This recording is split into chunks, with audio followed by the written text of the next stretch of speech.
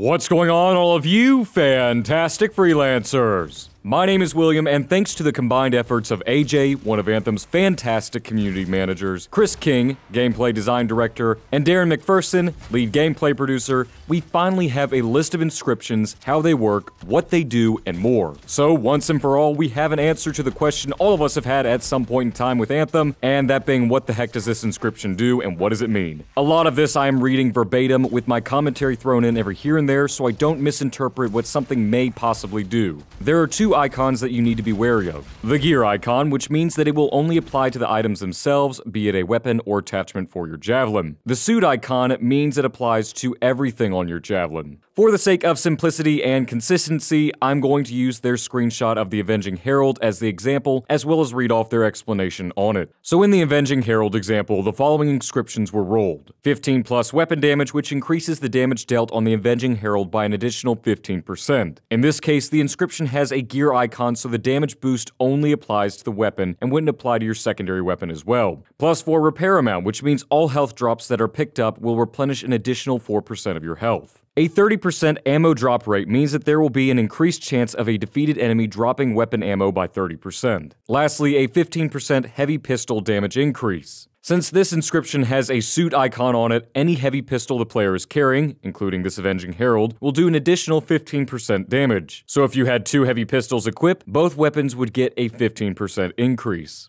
I'm once again quoting their dev statement, but one of the other callouts here is the damage numbers shown, in this case 1044, doesn't include the damage bonuses that come from the inscription rolls. This is an important consideration. Inscriptions aren't reflected in the stat block, at least currently, so make sure that you are comparing apples to apples here. As an example, check out these 2 Avenging Heralds. They both show identical power values of 45 and damage values of 1044. However, the one on the right will do more damage because of the 2 damage inscriptions that it has. Next up is how inscriptions are rolled on. Think of them as coming from 3 separate buckets: minor primary, minor secondary, major primary, epic secondary, and epic primary. Essentially, the lower tier it is, the less impactful the inscriptions will be. However, vice versa, the higher the tier, the higher the inscription's impact will be. One example given was minor primary can modify weapon damage from 5% to 25%, but major secondary inscriptions to weapon damage will modify it from 25% to 175%. Ultimately, the rarity of the item dictates which inscriptions it gets. Here is a table that visualizes how it works with weapons and gear. To break it down quickly, if you get a common, you won't get a single inscription. If you get an uncommon, you'll get 1 inscription and it will always be a minor primary. A rare will always give you a minor primary and a minor secondary. An epic will give you 3 inscriptions in all. A masterwork will give you 4 inscriptions with 1 minor primary and secondary each, and 1 major secondary and primary each. Legendaries, on the other hand, are the only weapons in the game that can give you 1 major primary and 1 major secondary, while also giving you an epic secondary and an epic primary.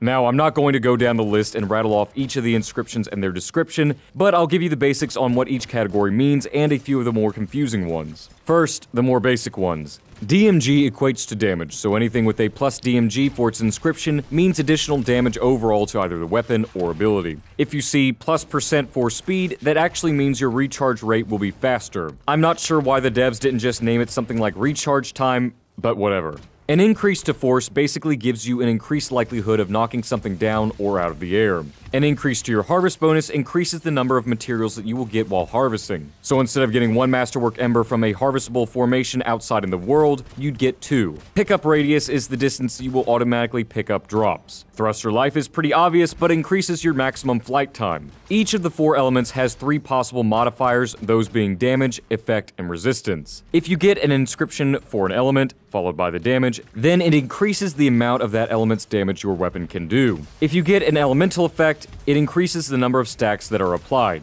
Basically, you have to apply a certain number of stacks on an enemy for them to either catch fire, freeze, and so on. This increases the number of stacks applied, so it makes it easier to inflict those status effects on the enemies. And the last inscription for the elements, the resist inscription. This increases your resistance to a specific element, lowering the damage and decreasing the number of stacks being applied to you. Ammo drop rate increases the chance that ammo will drop near the defeated enemies. Ammo pickup amount increases the amount of ammo that is gained by picking up an ammo drop. Every weapon will have 1 of 2 possible inscriptions. The first being drop rate, which increases the spare ammo to that weapon, and pickup amount, which increases the amount of ammo that is gained by a single ammo drop. There are also 2 armor inscriptions that you can get. Armor Damage Resist reduces all incoming damage, while Armor Max increases your overall maximum armor. Now, as you all know, each javelin has a combo effect, and for each combo effect, there is an inscription that only works for one specific javelin, and one universal inscription for them all. Combo Aura is for the Interceptor, and it increases the effect stacking rate for its aura combos. Combo Damage increases the damage of the Colossus explosive combos. Combo Impact Damage increases the damage of Impact, single target combo for the Ranger. While Combo Targets increases the number of targets that are hit by a chain combo for the Storm. Lastly, the one for them all is Combo Damage, which increases the overall combo damage for a single target. The critical damage inscription is pretty straightforward and increases the damage done when hitting an enemy's weak points. Effect Resist increases your resistance to all elements, lowering damage and decreasing the number of stacks being applied to you. Effect's Duration, however, reduces the duration of elemental effects on you. The Gear Charges inscription increases the number of charges your gear has, so if you have a 100% gear charge, that means you get an additional use of your ability. Shield Delay increases the speed in which your shield recharges. Shield Refresh reduces the time between when your shield breaks and when it starts regenerating. Shield Max increases your maximum shields. Now, Support Luck increases the chances that you will get better loot. And lastly, Weapon Fire Rate increases your firing rate of your weapon, while Weapon Mag Size increases the mag size of your weapon. Now, I know this is a lot to digest, so if you're a bit confused, I'd recommend checking out the Reddit post made by AJ where the full chart resides. I will leave a link in the description to that link.